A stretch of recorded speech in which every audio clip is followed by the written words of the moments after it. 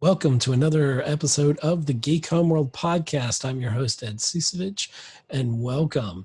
We're going to be talking about May the 4th be with you, great things coming on Disney, plus talk about the new Extraction film of Chris Hemsworth, AMC and Regal versus Universal Pictures, and much more here on Geek Homeworld.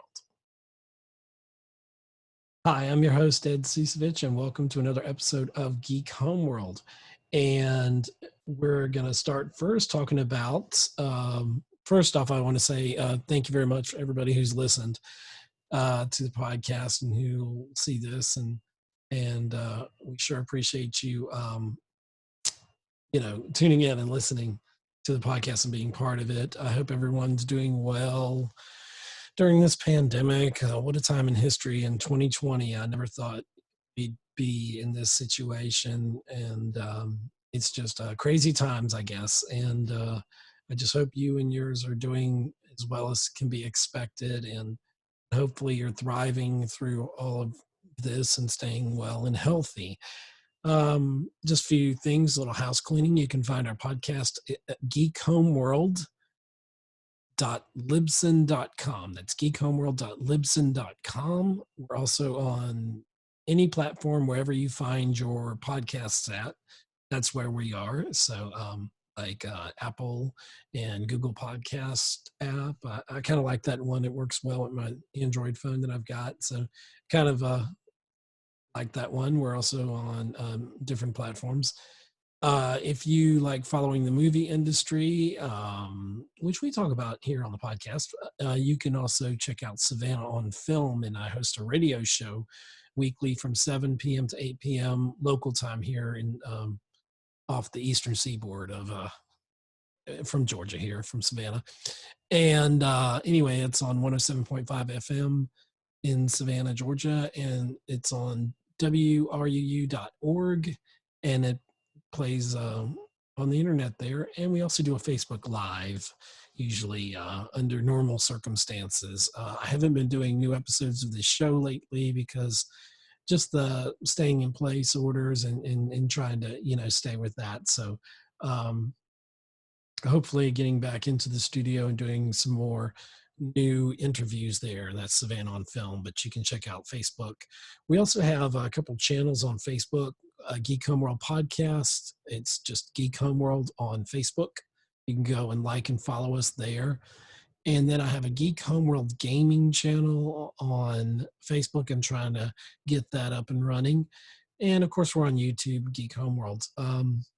So let's just jump right in and talk about some things that are going on. I've got my notes here, so this is going to be simple and quick and just talk about a few things. We've got some good news. We need good news, right? And with everything going on in the film industry and going on in TV, and everything is pretty much screeched to a halt in this country, and been very difficult for a lot of people. And we totally understand that here at the podcast, and we feel for you. I'm being affected by it personally, and we all are. So it's just something we're going to figure out together, and we're gonna get through all this, and like it says, we will be stronger together, and we'll persevere. I'm an optimist. But one thing that really makes me happy is Clone Wars. Season 7, that George Lucas this was his baby, along with Dave Filoni, who's helped a lot with the Mandalorian that Jon Favreau is heading up, and that's a fantastic show. And I can't wait for season 2 coming in October 2020. Hopefully it's still on schedule, as far as I've heard it is. But anyway, we've got Mandalorian coming out in October. But before that, we've got a few things tied into May the 4th be with you, or May the 4th. And so that's just around the corner. As I'm recording this is April 30th, 2020. So that'll be May 4th. So it's a few days away, actually. And we're getting a few surprises. One will be the series finale. So we've got an episode or two, this one, and then I believe the next one. And then we're going to finish out the Clone Wars season 7 and finish out the entire series. So it'll be the series finale for Clone Wars. And may I say they've come back with the animation, and it's so top notch. Spoiler alert if you haven't seen anything we're going to talk about, so I'm just putting that out there. But if you're caught up on Clone Wars, you'll see that Ahsoka Tano came back and she met with Anakin. And literally, this last episode, she had a brilliant fight, one of the best lightsaber battles in Star Wars, period. Versus, and it drew parallels to Obi-Wan and Anakin's fight in Revenge of the Sith, episode 3 of Star Wars, and they were in a warehouse on a beam up there and fighting, and Maul had really tried to lure in Kenobi, and he wanted to really kill Kenobi and get his revenge after being sliced in half. And if you followed Clone Wars and you followed Star Wars Rebels, which was also very good, you know the fate of how Darth Maul survived being chopped in half, even though it suspends a lot of disbelief. But um, he's from Dathomir, and the Sisters of Dathomir is really awesome story there, and how he comes back from all that, but he's just pure rage. And anyway, what's very interesting, it's really, Clone Wars is really filling in that bit of what would you call it, that it was filling in like some of those plot holes possibly, and it's fixed a few actually in Revenge of the Sith, and between Attack of the Clones and Revenge of the Sith. And literally this last episode was where Ahsoka, she needed help with back on Mandalore, and because the kind of crime syndicate that Maul had put together, he realizes that he is just as flawed as Count Dooku was, and he knows Darth Sidious, and he tells Ahsoka the plan that Darth Sidious is controlling the Senate. So we're literally hours, if not even an hour or so, or directly right before, in this last episode, we're right before Obi-Wan and Anakin go off to do what they're supposed to do. And Anakin reports to the Chancellor, and then comes back, it tells Mace Windu that, he's the Sith Lord and all that. And then Mace goes to confront Palpatine, and the rest of the story. And so and then Anakin, of course, turns to the dark side so he can save Padme. But you get to see that lighthearted mentor mentee relationship that he had with Ahsoka, and the respect all the clones had for Ahsoka, even though she left the Jedi Order. It was Sidious pulling the strings, as he always does. And so we have all of that going on, and it's just a really fascinating, really good episode. It was just so action packed, and it was cool to see how Dave Filoni which George Lucas has, I think, been on set and talking with him. So anything George Lucas does, this is his baby. Whatever Disney did to the Disney trilogy or sequel trilogy, whatever you want to call it. It had its good parts, but it had its bad parts too. But the thing that they're doing right is Clone Wars, I think, and I think it's going to tie in really well, because we saw Darth Maul appear at the end of was that Solo? I think it was Solo. Was it Rogue One? No, it wasn't Rogue One. It was Solo. And so anyway, I'm getting off subject, but the cool thing is we get to see this wonderful fight, and they actually capture Darth Maul. And so Darth Maul, he ends up, Ahsoka saves him because she kind of defeats him, and he's going down, and she uses the Force, and she is able to keep him from falling. And so they captured him, and we'll see what happens. But anyway, these next couple episodes, the one tomorrow, and then on the fourth, when we close it out, is series of Clone Wars, the Clone Wars series. We're going to see how just how interesting it's all going to just come together. And so we're into Revenge of the Sith. So I love that they're putting that little bit of connective storytelling, tissue, as it were, into getting this done and getting it done correctly. So excited about that very much. But what are some of the announcements coming with May the 4th be with you, which, and also May the 4th be with you.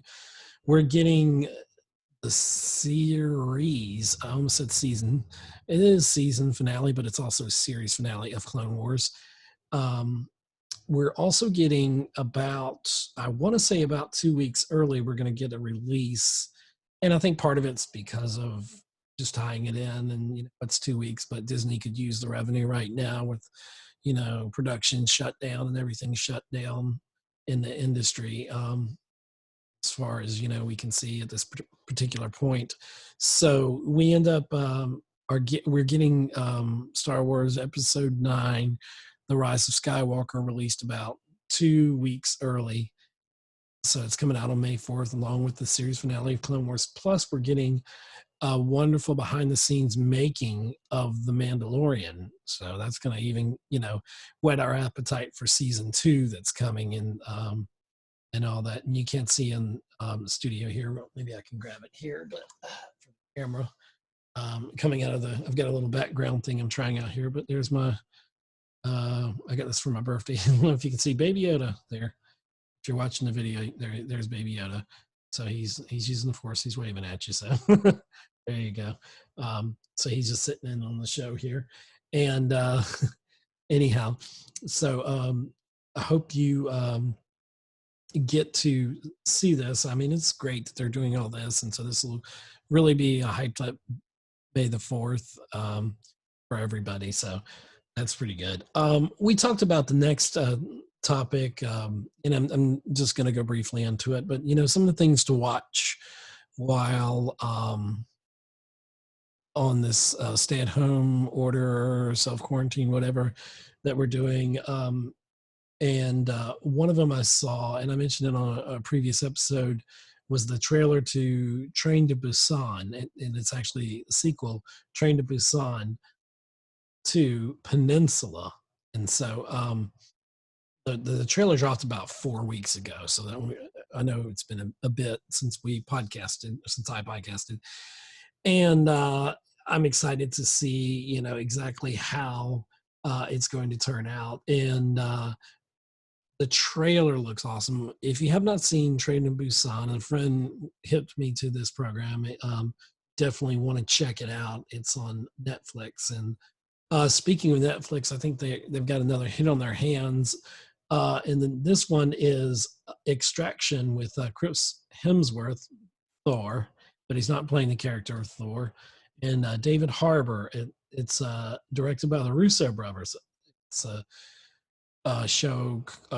film called Extraction. So, and this is something else, the Academy Awards, since we're pretty much not going to get much of a movie season, and we're basically around the time when Black Widow would have come out, which, is crazy to think everything's been pushed back. We just found out that Mission Impossible 7 and 8 both got pushed back to November, and number 7 is in 2021. Number 8 of Mission Impossible is 2022. So they're kind of filming them back to back, and that's unfortunate. Top Gun Maverick's going to get pushed back. Everything's pushed back.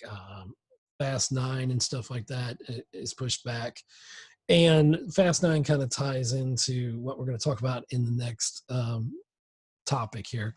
But Extraction with Chris Hemsworth, like I said, directed by the Russo brothers. He plays a character named Tyler Rake, and he's pretty much a mercenary in the black market, and he has to extract, hence the word extraction, the title of the kidnapped son of an imprisoned international crime lord. So this guy is kind of a black market guy. He's not like a really good guy. So we'll get to see some fantastic action in it. And so that's one to check out on Netflix, Extraction with Chris Hemsworth, directed by the Russo brothers, who did some of the best, if not the best, of the Marvel films like Civil War and, of course, Endgame and Infinity War in the Marvel Universe. And also, the Russo brothers are in the news this week because they are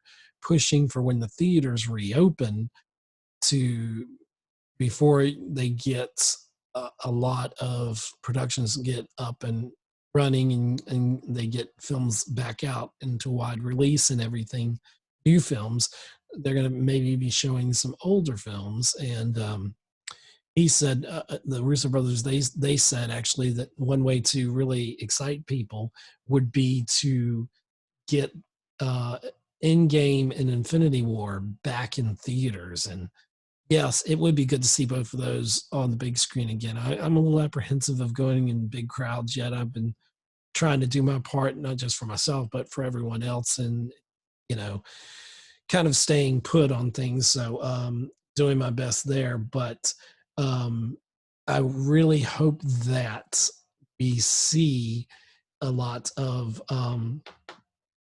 films come back. I would love to see like Back to the Future. Somebody was showing that, and I think locally there was a around this area there was a drive through, and somebody said, "Yeah, we saw Back to the Future the other day. We saw this and that." So it'd be nice to see, especially these 4K resolution films. The ones that have been redone, older films, and just really classic films. If they come back to the theater, I'm tempted if AMC still makes it through this because they've pretty much are ready to or in the process of filing bankruptcy, and you can imagine. And that kind of leads us to our next bit of a topic here, and we're talking about AM. It was first just AMC versus Universal. Now Regal seems to have jumped on board, and it's basically theaters versus streaming or video on demand. And so all this kind of it's still evolving as we're speaking, but getting or devolving, I guess you could say. But you basically have AMC, and they're upset with Universal Pictures over the video on demand because they released Trolls World Tour and made 100 million off of it. It didn't get its theatrical release, and that was by renting the film, not letting you own it yet, but just renting it, so people could basically stream it, rent it, and stream it, and then they would see it for. Slide my camera over here a little bit. I think I am, or maybe not. Okay, there we go. So I'm actually moving in the video. All right, sorry. Technical difficulties there. And by the way, I'm trying out some. If this episode sounds a little bit different, I'm trying out a new toy that I got, and I'm trying out a different way. I'm actually recording this on Zoom, recording a backup on Audacity on my computer, and I've been playing around the settings for the microphone, but I've got my XLR mic plugged into my new Rodecaster Pro, and I'm super excited to have that. So if this podcast sounds a little bit different, I've been playing with the compression and the noise gate, and so just trying to fine tune those. So if the final product of this doesn't sound like the normal sound quality you expect, I do want to apologize in advance. Also, I'm recording the Zoom video, so if this turns out, this will also be a video episode. And I'm really not good at looking at the video. I'm trying to look at the camera, but I'm also trying to interact properly. So you have to forgive me on that. And that's a little side note. I guess I should have said that in the beginning there. So anyway, back to the AMC Regal Universal debacle. And basically AMC just said, well, here's what we're going to do. We're not going to show any of Universal's films because basically Universal is said they're going to put the films out in theaters and on the same day, which this is something that's been floated around for years, but a lot of people streaming and all that, and especially people possibly not, flooding out back into theaters, which I really, at first I thought, the pent up anxiety of staying home, you'd want to go to the theater, but, there's still not, as of April 30th, 2020, when I'm recording this, there's still not a viable vaccine. They have some with promise, but we don't have a definitive vaccine yet. So people don't know if this pandemic's going to go, if it's going to strike back up, like a second wave is going to come through in the fall, and because we're about to head in the summer basically, and so we're going to see what happens with all that, and how people take social distancing and all that stuff that we've been doing since mid-March when the world turned upside down. But it's affected everything. And I haven't podcasted much because I like to talk about film and movies, and there hasn't really been much to talk about. And I did do some episodes where I just kind of spoke from the heart and did some Facebook Lives to accompany that. And you can see those on, I think they're on Geek Homeworld, Facebook. And anyway, so what I'm trying to say is basically that, Universal's looking at that. So they're looking at the possibilities of releasing stuff on the same day that they're in theaters. And generally, you have a 4 to 6 week commitment. That's why you see The Irishman by Scorsese. You see that coming to video on demand. I mean, to Netflix, and they did actually put it in a cinema. So the Academy Awards were looking at, okay, it's not technically, if it's not in theaters, it can't be a film, but they technically didn't have at least like one showing of that. So, you know, the whole model of things are changing, and this may have actually AMC's financial troubles. And now Regal's jumping on board against Universal. They're trying to do. AMC and Regal is trying to keep the experience of the new releases with the tentpole releases, and every release, they want to maximize their profits, obviously, and they're not wrong in that, but they want to make sure that people come out to get on. And come to theaters and see the films when they come out, and so that's totally understandable. Now, the other part of it is you've got Universal who wants to do both. They say, okay, you can release it in theaters, but we're also thinking of doing video on demand the same exact day. So there will be a lot of people that'll choose to stay home, and maybe in this new world, in this new environment, post-pandemic or part of pandemic, many people may go for the $20, rental to see a film, but if you really don't have a great TV kind of setup, unless you care for all that, me personally, I love the experience of being in a theater. And there's certain films like The Irishman by Scorsese that needs to be seen on the um, on the big screen. There's other ones, of course, like Star Wars and stuff like that. There's nothing like being with a crowd of people that are so enthusiastic to see a film like that, an event kind of tentpole film. So I'm excited for that possibility. Now, so in one corner you got AMC and Regal. They're the theaters. They said, well, here's what's going to happen. Okay, Universal on the other side of it. If you're going to go straight to video on demand and or release it in theaters, we're not going to release any Universal titles. AMC said that. Then Regal jumped on board, which doesn't affect me here because we don't have a Regal in town. And we've got one of our AMC theaters and depending if AMC goes belly up, then I don't think they will. I think somehow they're going to survive or get bailed out or run this massive deficit because they were about 5 million in the hole. And AMC actually, right at that quarter going right into March when the coronavirus really started to close down theaters and such, they made their first profit ever off of AMC A list, which I love. And it allows me to see 3 films a week, and I miss going to the theater and seeing 3 films a week. And I've seen I saw a lot of films, especially in 2019, being part of that program. And so I personally like the program. I think it's a great idea, and I think it's really wonderful. And so I'm hoping to get back to that experience, but I have mixed feelings about how soon and how clean and how healthy it'll be to go back into the cinemas when they open up and everything gets rolling like it's supposed to. But what I'm looking at also is the fact that I think that we're going to see that um, there'll be people that don't want to get back into all of this, and they may not, rush out to the theater, and they might want that video on demand option. But how does this affect things? Well, this affects a lot. One of them is Fast Nine, which has been pushed back anyway, but there's a laundry list of films that fall under Universal, some tentpole films, and if they pull those films, that's going to be something else. It's going to be very, very different. It's going to be I don't know how this is going to end up. So just a little freaked out about the whole situation, and I hope they can learn to kind of coexist. The theaters and streaming, and I hope for the best to come of all this. And I don't mind the video on demand options, honestly, though I'm not going to really pay. I think